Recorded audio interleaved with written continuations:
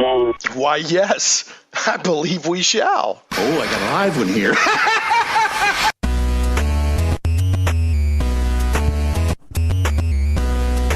Live from Little Rock, it's Shane Plays Radio, Geek Talk Radio, a journey into the things we love. I'm your host, Shane Stacks. Thanks so much for joining me and us on this journey into the things we love.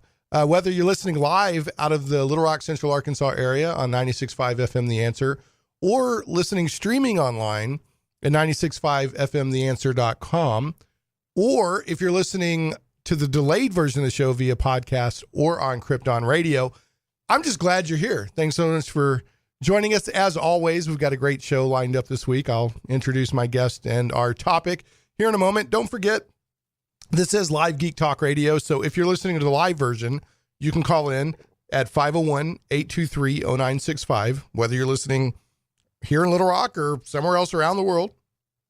Or you can tweet me at Shane Plays. That's ShanePlays. And I do try to monitor my tweets during the show and respond to those if possible, if somebody has a comment or a question for me or the guest. So that's one of the advantages of doing this as a live show in addition to doing a podcast. I love both mediums of talk radio and podcast. So don't forget, that's 501-823-0965 or tweet me at Shane Plays. Speaking of Shane Plays, the show notes for today's show are up right now at shaneplays.com. That's ShanePlays.com. And you can find information on my guest and what they're up to, as well as links to the news items on the show notes. So if you're like, hey, what was he talking about? Or I want to know more about one of those news items or whatever, you can go to show notes at shaneplays.com and check that out. Last week's show is archived on the blog at shaneplays.com as well as in the podcast. And that was an interview with D&D lead Mike Merles about Tales from the Yawning Portal, their new book, which is a collection of 7 classic adventures updated to 5th edition, which kind of our guest today is tying in, talking about updating something. I don't know if updating is the right word, but bringing it over to 5th edition. So that'll be really interesting to talk with him. Don't forget, the show does call out as a podcast on the blog, iTunes, Google Play Music, Stitcher, iHeartRadio, and many other fine podcast directories. And last but never least, we're also carried a week delayed on Saturdays and Mondays on Krypton Radio. KryptonRadio.com is SciFi for your Wi-Fi. All right, I've got a couple of quick local notes I'm going to throw out, and then I'll introduce my guest, and we'll have the ever-popular news segment, which is I've got some role-playing game news, among other stuff, because our guest today is another role-playing game designer guest, like last week was. This show isn't just about RPGs, but I love RPGs, so we feature them a lot. Couple of local notes. One, I've got Little Rock Comic Con. Mike from Little Rock Comic Con he's coming on as a sponsor starting next week, so stay tuned for that. We're going to be doing some cross promotion. I love helping local cons, so I love doing this. I've helped others in the past, and I will help others in the future. But Little Rock Comic Con is going to be May 20th through 21st. in Benton, Arkansas, I do believe, if those dates are correct. I'll double check those next week. I'm seeing 2016 here in my notes, so I may have gotten that. But anyway, it's coming up in May, mid to late May in Benton. And so stay tuned for more information on that next week. And right now, starting yesterday through tomorrow, Sunday, so it's Friday, Saturday, and Sunday right here in Little Rock. And this kind of item is where it's an advantage to listen to the show live, is at the Holiday Inn Airport out on Bankhead Drive in Little Rock. Anime Con Arkansas 2017 is going on right now. You can go to animeconarkansas.com to learn more about that. They got a lot, if you're an anime fan or a geek pop culture fan in general, go check that out. It's going on today and tomorrow, and it started yesterday. All right. Before we get to the news segment, I do want to introduce my guest. I've got Henry Lopez of Paradigm Concepts Incorporated, and we're going to be talking with Henry about the long-running Arcanis, the World of Shattered Empires RPG, and his plans to align it with 5th edition. Henry, are you with us? Yes, I am. Thank you for having me on, Shane. Hey, man, I'm glad to have you on. I had Robert, is it Aducci? Yep. Yeah, he reached out to me and said, hey, do you know about these guys? And I got to be honest, I didn't. But when I got to looking deeper, I was like, well, they've been around since 2001. They've got a really strong player base and fan community. And I was like, I want to make sure more people know about you guys. So, thank you. yeah, and it looks like your setting and game itself is pretty interesting. So, hey, Zach, can we turn up his volume just a smidge? Yeah. Okay. Thanks, buddy. All right. So, Henry, here's what we do. Mm-hmm. All right, we're gonna do a news segment, and then after that, we'll go through a few news items, and then after that, we'll talk about Arcanis and Paradigm Concepts and anything else you would like to talk about. But Sure. But we always, when possible, I try to include my guests on the news segment because it's a lot of fun. So we're going to go ahead and dig right into that. Let's see. Hey, Zach, can you turn on the secret microphone in the newsroom, see what they're up to? Whoop, there they go. Working hard on a Saturday. Folks, remember, for every $1 of Patreon support that Shane Play Show gets, the news team gets a penny an hour raise. It's a win-win for everybody. It's a win-win for everybody. And they're in there working hard to bring you this news. I always want to make sure people understand you don't have to contribute by Patreon to listen to the show. I do have sponsors. They don't cover all the expenses, but I'm very blessed and grateful to have them. If you like the concept of Geek Talk Radio, I mean, this is like sports talk radio or political talk radio or religious talk, whatever, but it's Geek Talk Radio. If you like the concept of it, I do appreciate any support you want to throw our way, but I always want to make clear that I'm not like, if we don't get Patreon support, the show's going to go on. But if you like this thing, I'm happy to have you come along for the journey support wise. So, all right, now to the news. Real quick, I want to give a thanks. The science, this came out of nowhere. Henry, as a creator, you're probably going to understand what I'm saying here. All right. Out of nowhere, mine and my own business, I got a shout out and a compliment for the show from the Science Fiction History blog. And I thought that was cool. You know, it feels good when the people say, hey, you're doing something really cool. But there's a whole different level of feel good and spring in your step. So you don't even know who this person is, and they're going out of their way to say, hey, I like what you're doing. So it just feels really good, you know? Yeah. So, yeah. Go ahead. It makes all those hours of work worthwhile. It really does. Yeah. It really does. So I just wanted to give a shout out. Go check out the Science Fiction History blog at scifihistory.net. And the shout out that they threw our way is linked on the show notes. I'll just read kind of the last. He's got 2 or 3 paragraphs here, but at the end he says, I have nothing but respect for folks who continue to fan the flames of fandom. And every opportunity this morning I discovered Shane Plays via Krypton Radio, which I'm listening to right now. Geeks, nerds, gamers, and general fans are encouraged to check it out. Link right here. Thanks for linking to me, as it definitely falls within the realm of science fiction and fantasy. And so far as what I've listened to, the quality is decidedly high. Major kudos to all involved. That's awesome. Yeah, isn't that cool? I'm looking at it right now. Yeah, I'm man. So I've followed him. I don't know if it's a him or a them, but I followed them on Twitter. Got their name here somewhere. I'll try to find it and mention it before the end of the. It's E. Lee Zimmerman. That's the one who wrote this blog post. So appreciate it. Followed you on Twitter, and I'll see if I can throw some love back your way in the future. So next, and I do have some role-playing game news. We got a couple of Star Trek items here. Are you a Star Trek fan at all, Henry? I watched Star Trek since it was on in the 60s. I was a small boy. So on a little black and white TV? No, medium sized, but yeah. Yeah, absolutely. okay. On a black and white. My grandmother's lap. Yeah, there you go. All right, well, Gaaron Gilham, who is, he's called into the show a couple of times. I've kind of developed one of those Twitter type relationships with him. Super nice guy. He's also a Patreon supporter. So thank you, Gaaron. Now that I'm not featuring this news item because he's a Patreon supporter, I'm featuring this news item because he did something good here I want people to know about. He started a Star Trek podcast a few weeks back. He's on episode 6, and he's got a couple of co-hosts, and basically it's called Trek Talk. And if you just like, it's like every week or 2 weeks when it comes out, it's just like hanging out with 2 or 3 Star Trek fans. They're just chatting about Trek. They talk about the show, the games, the comic books, all of it. And they did a really fantastic interview with Guy McLimore and Greg Poehlein. I think I'm saying that name right, who, along with David Tepool, designed the FASA Star Trek The Role-Playing Game that was first published in 1982. Now, this is like a 2-hour interview, but anybody that's into Trek or into role-playing game history should go listen to this. It's a fantastic interview.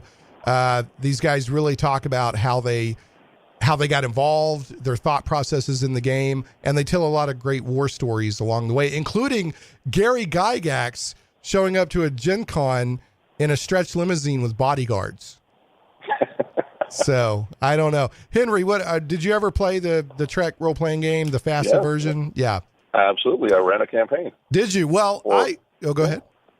No, I'm just saying I ran like a 4-year campaign. Well, had a great time with it. I would highly encourage you to go listen to this interview, because it's really you get to listen to some great war stories about where that role playing game came from. And you get some behind the scenes insight into the early days of FASA. So, last Star Trek item, Star Trek Continues, which is of course the fan film series where they're doing basically the 4th season of Star Trek, the original series. Episode 8 is now out, and it's called Still Treads the Shadow. And it's kind of a follow-up to the Tholian Web episode of the original series with the Defiant and all that. It's really done really well. And I've had the Star Trek Continues folks on before a couple of times, and I've reached out to them to ask them if they want to come back on, because they're a lot of fun to talk to, and I like to promote, this kind of thing. Have you watched or do you watch any of the fan films? Well, by coincidence, I actually watched that episode 2 nights ago. Oh, did you? What did you think of it? Well, I'll be honest with you. I started watching the trailer. It was like 1 o'clock in the morning. I went, all right, I'll just watch the teaser, a little 2 or 3 minute thing. And then I'll go to bed and I'll watch the rest later in the day or the next day. And it just grabbed me. Right. And I watched the entire episode. Right. That evening. So it's done really well. It's well done. Yeah. They've, the writer of that evidently was one of the original series writers. I can't remember the name off the top of my head of who wrote the script. But have you seen any of the other episodes of Star Trek Continues? Or I absolutely have. Okay, great. I haven't watched them all, but I watched it before. I believe the new gentleman is Vic. Yeah, I know I've never pronounced Maggle his name, Mignola, or I think it's Vic. I know who you're talking about. I'd have to go look up the name myself. Yeah. So I watched all the episodes with the previous James Cawley, I think was the original Kirk, and I watched all those episodes, and I've been catching up on the other ones.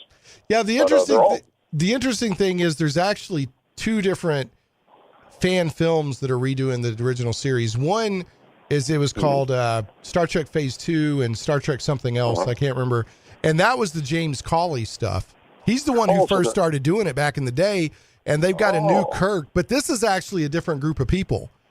Oh, I'm sorry. I misunderstood. I thought that they merged into, they changed actors, and this was a new actor. No. I didn't realize that. But the confusion is absolutely understandable, because the James Cawley production changed Kirk's a few episodes ago. So, but it does give a testament to how well they're both doing. The quality, but it's like, oh, wow, I didn't realize there was 2 different, they've really been working really hard on these. They're totally a labor of love. They don't make any money. They're not allowed to make any money. And in fact, there's been a lot of legal discussion going on around fan films, recently the last couple of years. But evidently Star Trek Continues has the blessing of Gene Roddenberry's son. So Paramount and CBS are leaving them alone, the best I understand. So but no, there's actually, let me see. It's, I'm going to go look it up here. It's James Cawley. It's been called a couple of different things. There was, it's Star Trek Phase 2 and Star Trek New Voyages, I think was the 2 different names that series has had. And then Star Trek Continues has been its own thing. And in fact, Star Trek Continues, they're like, we're going to continue Star Trek, season 4. And their very first episode started the scene immediately following the last scene of the Turnabout Intruder, which was the final episode of Star Trek, the original series. Yeah, they actually recreated the final scene. Yeah, and it was very well done. Yeah, they literally picked it up right at that moment and kept going. So I'm going to try to have those folks back on. I really enjoy talking with them. All right, how about a little bit of role-playing news here? We are finally getting new editions, not computer games, not this or that, new editions of the vampire and werewolf RPGs from White Wolf Entertainment. Now, White Wolf has changed hands at least once, if not twice, but they got purchased in 2015 by Swedish company Paradox Interactive. And there's supposedly in Q1 of 2018, we're going to get Vampire the Masquerade 5th edition. And then at some point after that, a new edition of Werewolf will follow. So, yeah, I got to be honest here, Henry. Given the fan base that White Wolf's games had for a long time, especially in the 90s, I'm surprised this hasn't been bigger news. This is the first I've heard of it. Right. I had no idea. Yeah, I'm really surprised this hasn't been bigger news. But yeah, and then there's also a company called Onyx Path Publishing. Yep. I guess they've licensed the rights from Paradox. I'm not totally sure, but the link is on the show notes at shaneplays.com. Right. Now I'll tell you, here's Vampire, Werewolf, Wraith, Hunter, Changeling, all these games that Mage, all these games they put out. I didn't play a whole lot of them, but I thought the settings and the way the books were put together were really well done. And I loved the gothic punk and all that stuff. Mm-hmm. So what is do you have much history with these games? Well, no, I've been playing for a very long time with a variety of games. So yeah, I actually ran a full World of Darkness campaign. But what I was going to say was, what's going to be interesting is the paradigm of, if you pardon the pun, of when Vampire came out and Werewolf and whatnot was the leading up to the year 2000, and there was all that paranoia of the end of the world because of the Y2K and well, obviously we're past that. We're past the 2012 apocalypse or whatnot, and we live in a hopefully, well, I don't know anymore, but hopefully it was a brighter future. Right. And whereas the World of Darkness was steeped in this paranoia or this oppressiveness. Yeah. Of what may tomorrow may not happen. Yeah, the World of Darkness. Everyone except for Changeling, because Changeling was like in the world of Fae, but everything else was like the apocalypse, the end is coming, and your best hope is to try to do your best until you lose. Exactly. So that's all it ends, right? Yeah, that would be interesting to see how that goes. But anyway, yeah, I really thought. Yeah. Now the people reporting this are ICV2, and I'm not sure what their source is on it, but yeah, I really thought that this would be bigger news. So, just because of at one time in the 90s, I think that if I remember right, the World of Darkness games were the best selling RPGs for a while. Yeah. So, they were. Yeah. So interesting. All right. Now, last news item we have here. I'm going to try to run through this fairly quick so we can get to break and come back and talk about Arcanis, and all the cool stuff you're doing with Paradigm Concepts. It's Paradigm Concepts, plural, right? Right. Okay. PCI. We just call it PCI. PCI. Okay. So with PCI, now we've known for a while. I've talked about it on the show. I've talked to Chris Perkins about it on the show. We've known for a while that Warner Brothers is doing a major motion picture of Dungeons and Dragons. Mm-hmm. We've known that. We don't know all the details, but we know it's coming. We know Wizards of the Coast is involved. We know that it's a high, A-list level movie. They're trying to give it kind of a Guardians of the Galaxy kind of feel. Mm-hmm. We've known all that. Well, now yesterday, I don't know if you saw this stuff, all of these rumors and tweets and stories started breaking about a different movie and I'm going to mess this guy's name up. Joe Manganiello. Right? Who's an actor. Right. He's been in True Blood and he's been in some other movies and TV series. He was going to play Deathstroke in the new Batman movie. Is he lined up for that? Apparently he was. Apparently they changed scripts, but originally he was Deathstroke. Oh, okay. Well, I could have seen him as Slade. So, but anyway, yeah. So the word is, and there's some confusion here. I've got a link up on the show notes from both Screen Rant and then also EN World, where Joe is starting to talk about, hey, I've got this script for a Dragonlance movie, and I really want to get this made. And and it's he's evidently got a screenwriter friend that he worked on the script with. So there's some confusion running around on, is this a different movie than the Dungeons and Dragons movie they've already been talking about? Because the screenwriter, there's a different screenwriter that's already been thrown around for the other D&D movie. And then all of a sudden this is coming out of nowhere. So I guess if I had to boil this down, a lot of this is hearsay and rumors right now. But either A, the first movie is off the tracks and now it's going to be this one, which does happen in Hollywood. B, we may get 2 D&D movies.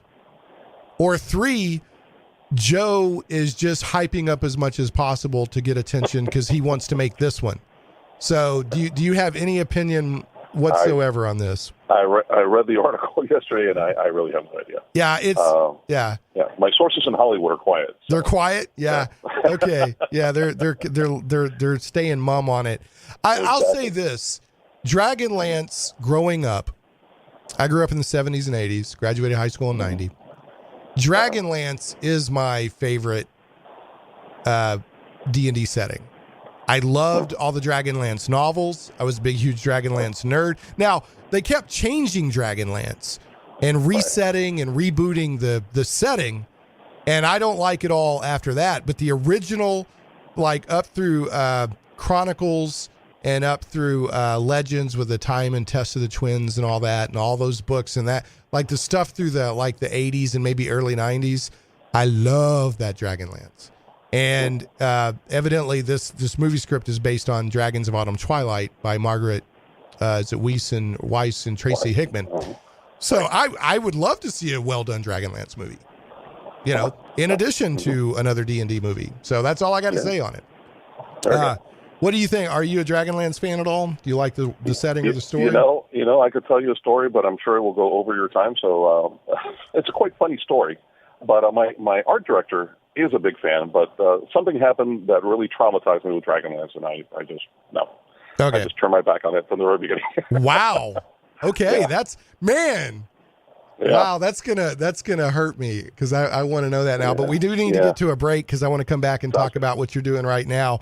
Maybe I'll have the privilege of learning that story sometime because I sure would love to know it. Yeah, that's a great tease. Okay, we're gonna get to a break. When we come back, we're gonna be talking with Henry Lopez of PCI. That's Paradigm Concepts is incorporated. Incorporated. Yeah, and their game Arcanis that has been around since 2001. And it now looks like maybe going into a third iteration. So looking forward to talking more about that when we come back on Shane Plays Geek Talk Radio. The die is cast. Plunge into worlds of fantastic adventure where dragons lie and the undead stalk the shades of your mind's imagines.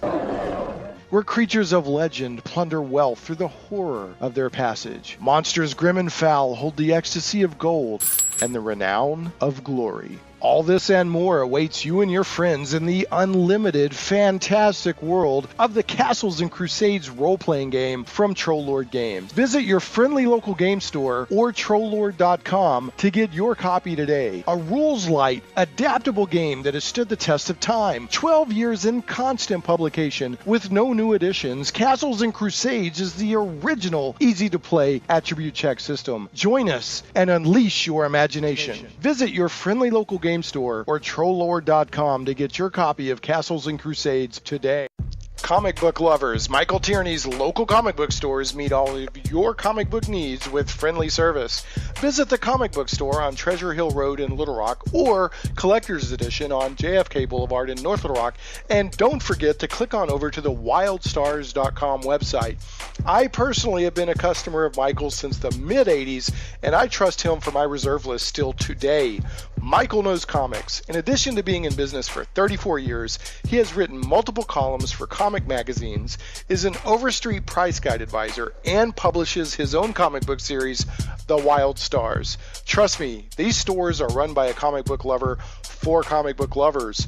Remember, for all of your comic book needs with friendly service and to get your copies of The Wild Stars, make sure to visit the comic book store on Treasure Hill Road in Little Rock or Collector's Edition on JFK Boulevard in North Little Rock. and visit thewildstars.com to learn more. Spring into action with Chapman Service and Train's unstoppable offers. 0% financing for 72 months or up to $1,000 trade-in on your old system. To schedule an appointment or get instant financing, go online. ChapmanServiceInc.net. Shane Plays Radio is blessed to have sponsors, and we appreciate them very much. However, did you know that you can also support the show as an individual for as little as $1 an episode? Simply go to patreon.com/Shane Plays. Hey, we're back. Welcome back to Shane Plays Geek Talk Radio, a journey into the things we love right here on 96.5 FM, The Answer. Or if you're listening by podcast or Krypton Radio, glad to have you. We're talking with Henry Lopez, who is the lead writer and line developer for Paradigm Concepts, the RPG games designer, and he is the creator of Arcanis, The World of Shattered Empires, Witch Hunter, The Invisible World, and Rotted Capes. So, Henry, welcome back. Thank you. Yeah, and you teased me with a really good story about Dragonlance that at some point I'm going to have to get out of you right before the break. I want to give a quick...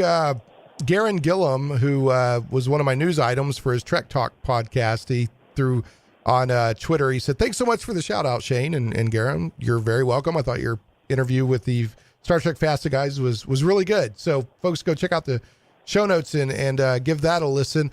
And also, again, this is live radio. So if somebody wants to call in, you can call in at 501-823-0965, or you can tweet me at Shane Plays, ShanePlays.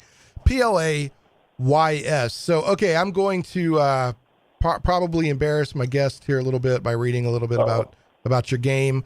I gave you a quick bio here, but this is from the Arcanis. Is it Arcanis or Arcanis? How do you pronounce it? If you're from the south of the Empire, it's the other way. Arcanis is the way I pronounce it. Okay, Arcanis. So, so here's from the Arcanis Wikipedia page. Arcanis was originally a campaign setting for the Dungeons & Dragons game created by Henry Lopez and supported by Paradigm Concepts. It is also the name of the fictional world where the setting takes place. The setting was launched in 2001 and is known for its odd twist on the fantasy genre, as well as its wide member approval and community-based design and construction. Now, I'll tell you right there, that line right there, wide member approval and community-based design and construction, is what got me look a little bit deeper after Robert Aducci reached out to me, Henry. I was like, oh, that sounds cool. Great. So, yeah, unlike many other fantasy role-playing games, which focus primarily on tactical combat, I'm guilty of loving that, the Arcanis campaigns focus on moral ambiguity and politics. Is there a popular series of novels and TV show right now that might fit that bill? Game of Thrones, maybe. Maybe. Yeah, maybe you were doing it first. Okay, and then here's I want to make sure people know this is why we scheduled Henry on the date we did. You have a Kickstarter going on right now. Yes, we sure do. And that is yeah. Go ahead. No, that's you. Yeah, and that is linked again on the show notes. But people can go to just search for Arcanis 5e on Kickstarter. And I'm going to read a little bit from that. And then I'm going to give the floor to Henry, and he can tell us whatever he wants about all this fascinating stuff. The Arcanis 5e core book is a 400-plus page book, fully compatible with the latest edition of the world's most popular fantasy RPG. It's compatible with 5th edition, in other words. It will be published with high production values and lavishly illustrated by some of the industry's most talented artists. Arcanis first debuted in 2001 as a D20 compatible world setting and campaign. Now it's time to introduce this award-winning setting to a new generation of players as well as former fans with a brand new edition. All right, so having said all of that, Henry, my main question for you is, if I'm already playing all these other games or whatever, why do I want to check out Arcanis? What is the other, maybe you want to reinforce something already mentioned, or maybe you have a different elevator pitch, but why do I, as a role-playing guy, gal want to come check out your game? Well, it depends. If you're the type of person or you're the type of player that enjoys political intrigue, enjoys thinking outside the box, coming up with allies and adversaries that could be turned into allies and whatnot, then this might be the game for you. If you like something that's not centered on medieval European society, and is designed more for the ancient world. The Korani Empire is an analog for the ancient Roman Empire. You might enjoy that. Different twists on the fantasy tropes, like you've mentioned before. We have brand new races that are also, I feel, fairly interesting. It is an epic game, but it is a grim and dark game. However, it's not bleak. It's not like there's no hope. You are the hope. Ah.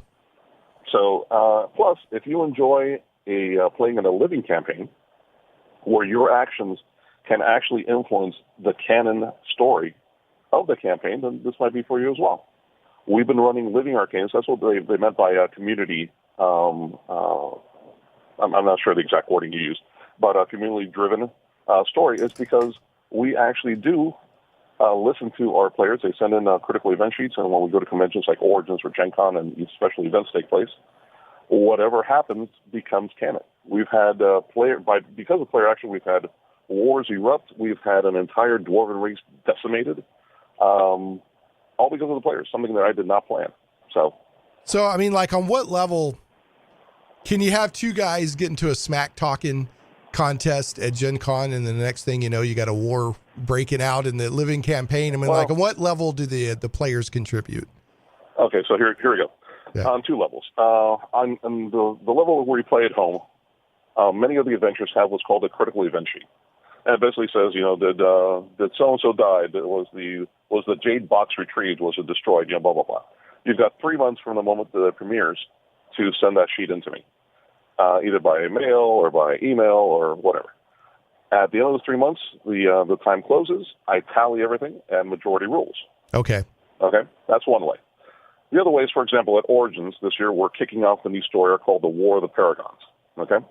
And we have our interactive and our battle interactive. Depending on the actions of those players, obviously that's not sent out for home game because they're just way too big of an event. Right. Those events shape the world. So it's not so much one person talking smack down to another, but if there is a consensus, if there is a series of tables that ran, and half of them did something and half of them did the other, the exact opposite. The final table, the odd table, which we always try to do for these special events to have an odd table, dictates which way the story goes. And that's what occurred, for example, when they freed this dragon, the Quanquanovan, that went and just devastated the Toltepetan dwarf race, or nationality, because of a player. Mm. So yes, they can have ramifications. At this point, even though the Toltepetan race, for example, the Toltepetan dwarven nationality, I should say, is in the book and it's detailed in the book, and obviously you can run it in your home campaigns. For the living campaign, it's not a playable race. They're gone. Okay. Yeah, they're gone. Interesting. Mm-hmm. Now, here's an example of how your fantasy setting differs lore-wise from maybe a traditional Tolkien-esque D&D setting. All right. Mm-hmm. Now, first thing is you're not doing a medieval European setting. You're doing an old world analog. Like you said, you've got the ancient Roman Empire, and then you have analogs for basically the Holy Roman Empire and some other stuff. But it's not the medieval Europe with fantasy added that so many fantasy, which I have no problem with. That's what I grew up on. I don't mind other settings. But so here's an example. You have dwarves, but your dwarves are cursed giants.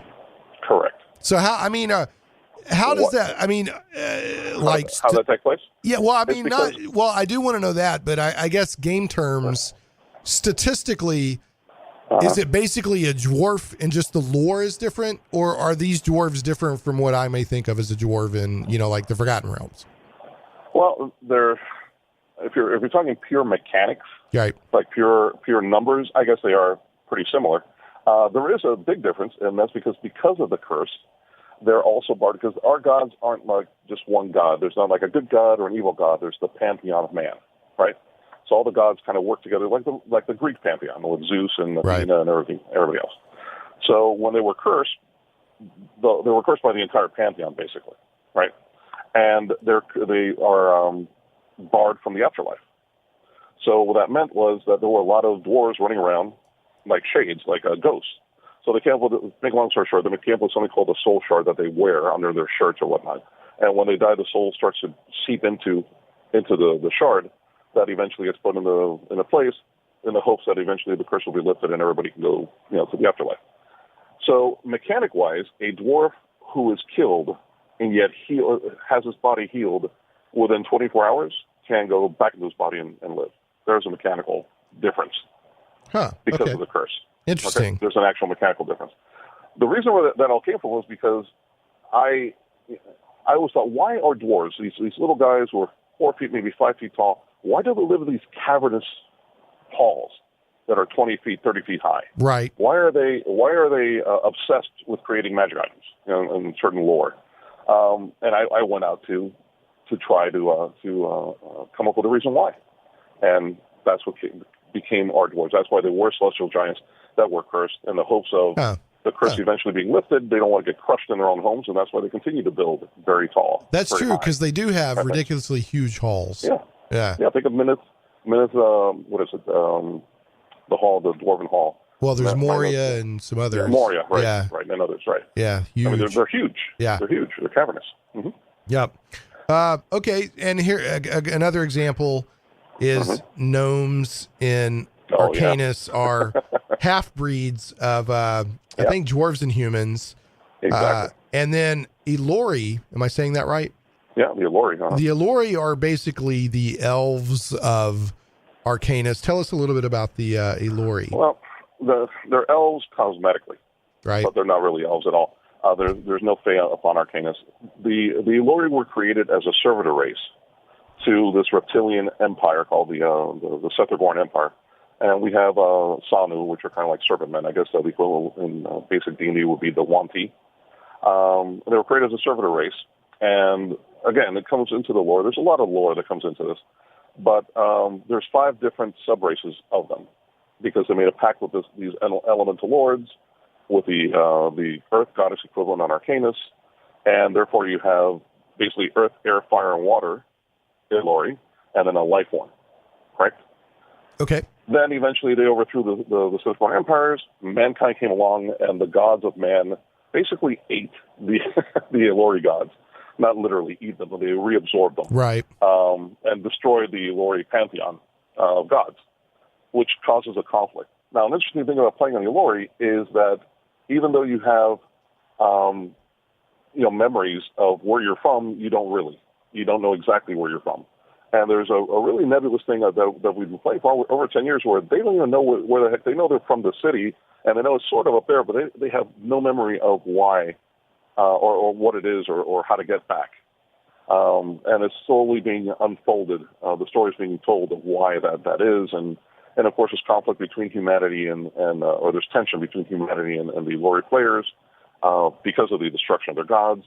And since they're immortal, their lives, when they die, their souls, according to legend, goes up to this place called the Ormar and are basically recycled back into new bodies. So they have the memories of the past. Interesting. Okay. So, go ahead. I'm just saying. So the memory of their empire being destroyed is actually fresh in their mind. It's not like it happened to their ancestors. It happened to them. It happened to them. Just in new bodies. Interesting. Right. So those are some good examples of how the lore and the races are a little different. Well, not a little different, a lot different in Arcanis. But there's some other, and I encourage listeners, go to the PCI website or go to the Kickstarter or go to the Wikipedia page for Arcanis to learn more. But you got Darkkin, Dwarves, Elor. Go ahead. Or if I may, on RPG Now, Drive-Thru-RPG. Yep. If they do a search for Arcanis Primer, there's a 60-page primer that I can download for free. Well, there you go. Full color. I'll try to give primer on the world as well as some of the rules. Well, I will try to remember to add that to the show notes for the podcast version. Yeah. But yeah, you got gnomes, humans, Saresin, which are our lizard men. Yeah, and then Val, which are sort of celestial, half celestial kind of things. Well, they're kind of like humans. Well, they are humans actually. They have certain families in the past were touched by the gods, and they became infused with this celestial essence, if you will. Not only does it give them bloodline powers, but they are the only race that is psionic. Okay, so there's some psionics in the game. So let me ask you this. Exactly. You've got a lot of political intrigue. You've got moral ambiguity. You have all these different nations working either, with or against each other. Do you also have, it sounds like there's not as much of a focus on tactical combat, but if somebody likes the occasional really satisfying combat, is that, in here as well? Every game, for example, every Living Arcanis game has combat. We don't scrimp on the combat. We just don't make that the be-all and end-all of the adventure. All right.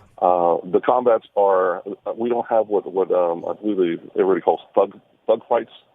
Just fights to grind you down a little bit. Right. We don't have those. Every fight has a reason in the story. It may not be apparent immediately, but by the end of the story, you look back and you go, okay, that's why this occurred, because of X, Y, and Z. So there's no just random, no. A bunch of orcs jumped out of the trees on you? No. Okay. No. Unless you're running a home campaign and that's your thing. Right. Which, I'm not knocking. Go for it. Have fun. Yep. But when we write the Living Campaign, Living Campaign Adventures, they have to be written for 4-hour slots. Mm-hmm. So we don't have time for that. Gotcha. It has to be, you're in, tell the story, do some role-playing, here's some, kick-ass fight, here's a conclusion, done. Now we're ready for the next one. Okay. And that's what I think makes us a little bit different is because our adventures are split up into hard points and soft points. The hard points tell a story. They should be played from, in numerical order from 1 through whatever it is, 12 or 13, and they tell a story. The soft points, so think of that as a spine.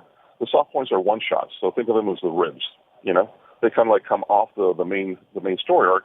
They can be played in any order. They can be played or not played. It doesn't matter. It doesn't affect the story arc. Cool. Whereas the hard points are, and they're specifically labeled as hard points or HPs, so people know what they are, HP 1, 2, 3, 4, 5. Interesting. And they have a beginning, middle, and end of the story. Our story arcs usually last about two years.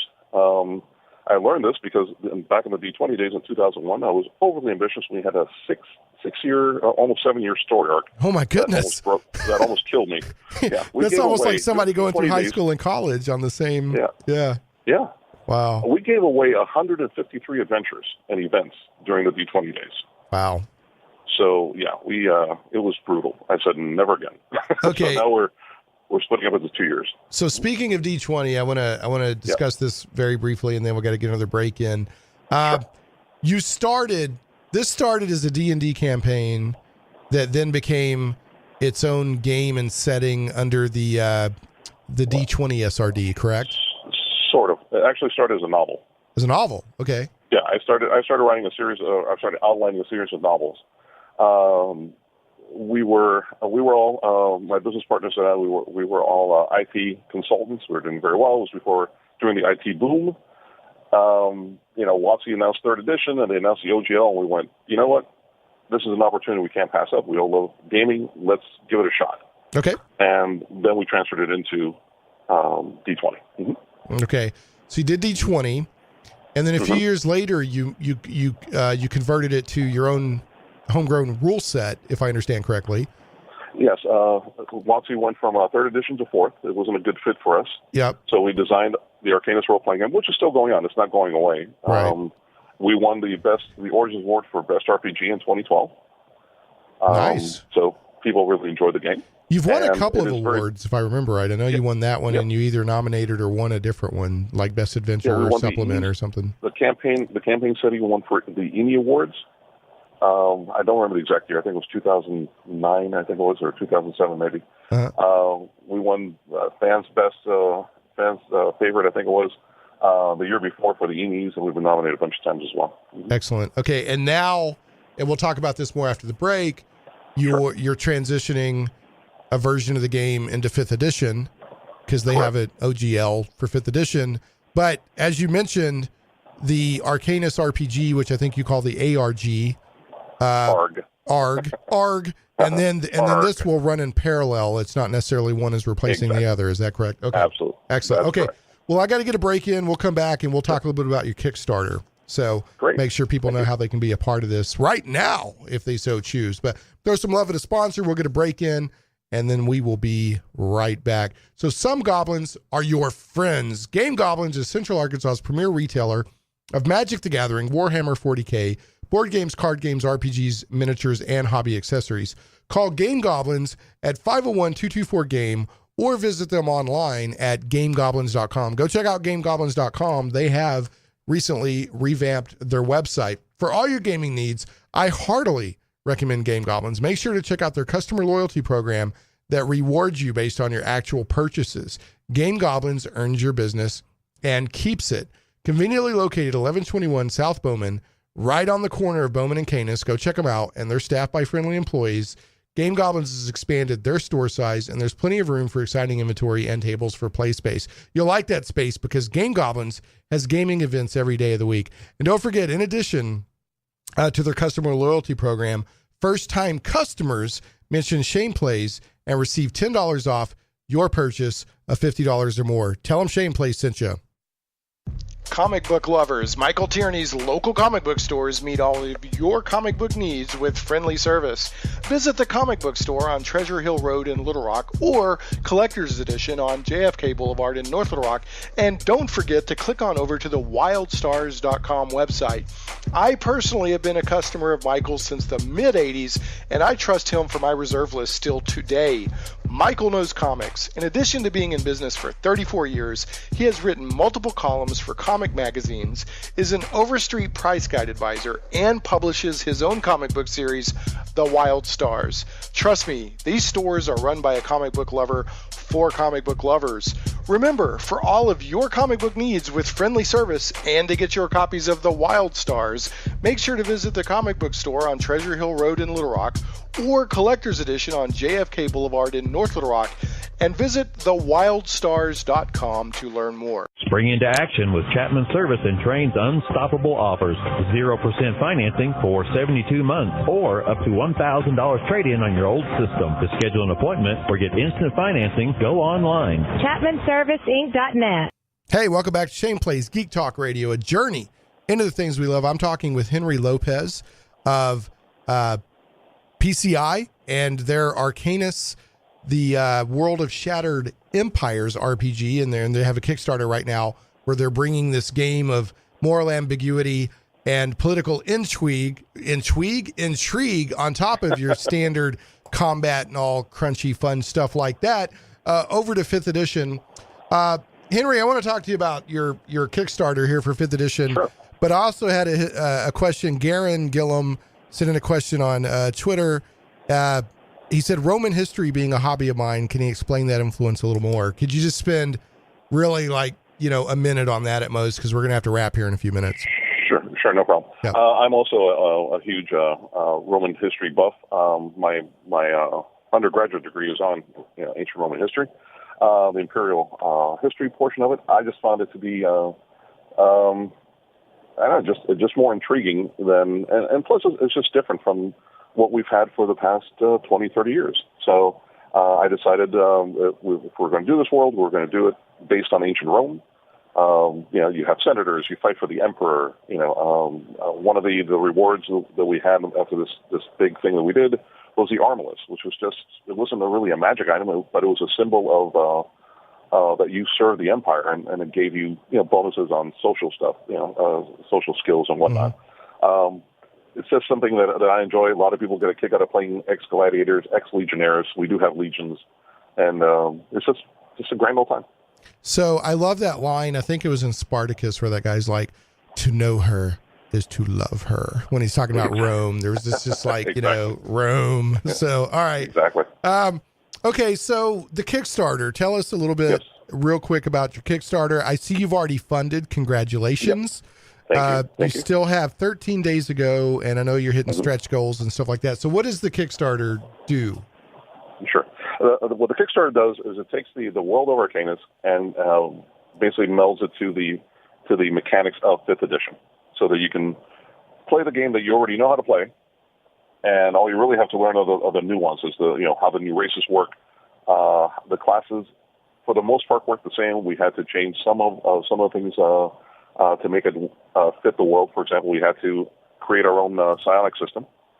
And let me ask real quick, I forgot to ask, is the magic system in Arcanis pretty much the same as other, D&D, for one of a better example, or did you have to come up with something quite different? For the most part, it is. There are some nuances. Magic and Arcanis is basically the ability to focus and change the residual energy left over from the act of creation. Okay. Okay. So sorcerers are able to take that energy into their bodies, change it with will and make an effect. Okay. Right. And they're able to change how we will. We have Elder Magic and we have Eldritch Magic. Humans do Eldritch, which is like a sledgehammer, as compared to Elder Magic, which is what the Lori do, which is like a scalpel. Okay. So precise versus each has a different flavor, if right. you will. Okay. But it works basically the same. Okay, so, and I want to stress again, you mentioned before, but I want to stress this, even though the setting of Arcanis can be morally ambiguous, your hero doesn't have to be. Your characters are the heroes of this world. Absolutely. Right, so you don't have to play an anti-hero. No.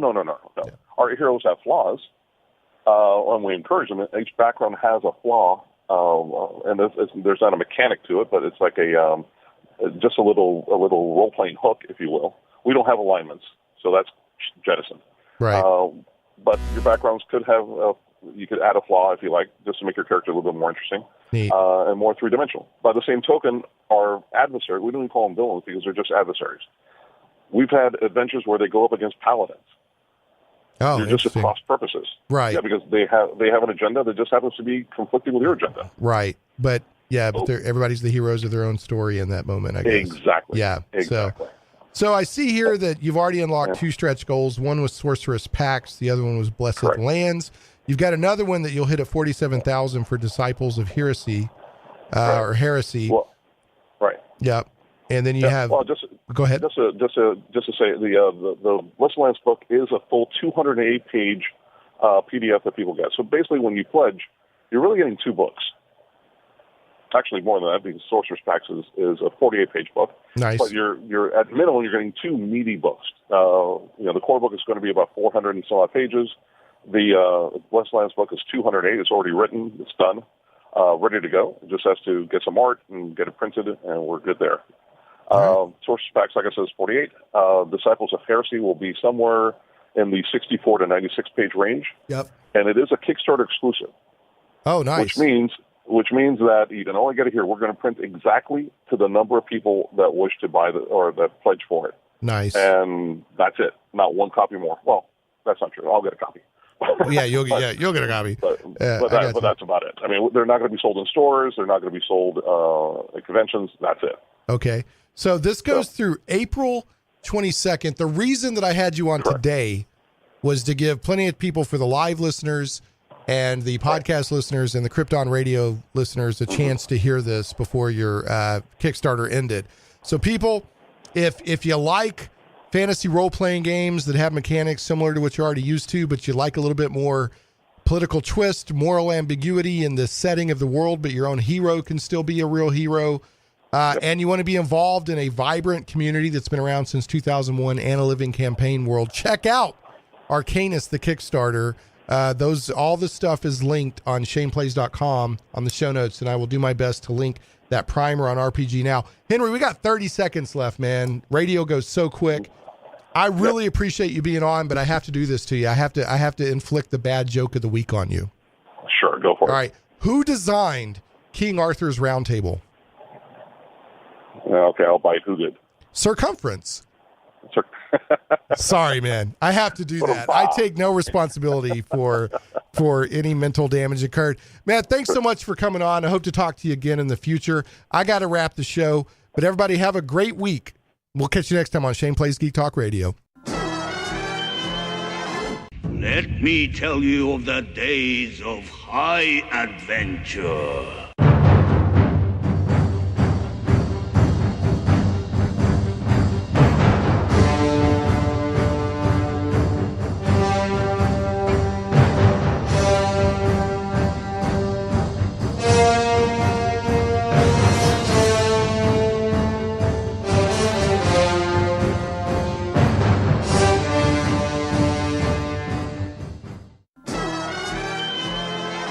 Shane Plays Radio is blessed to have sponsors, and we appreciate them very much. However, did you know that you can also support the show as an individual for as little as $1 an episode? Simply go to patreon.com/ShanePlaysGeek patreon.com/ShanePlays.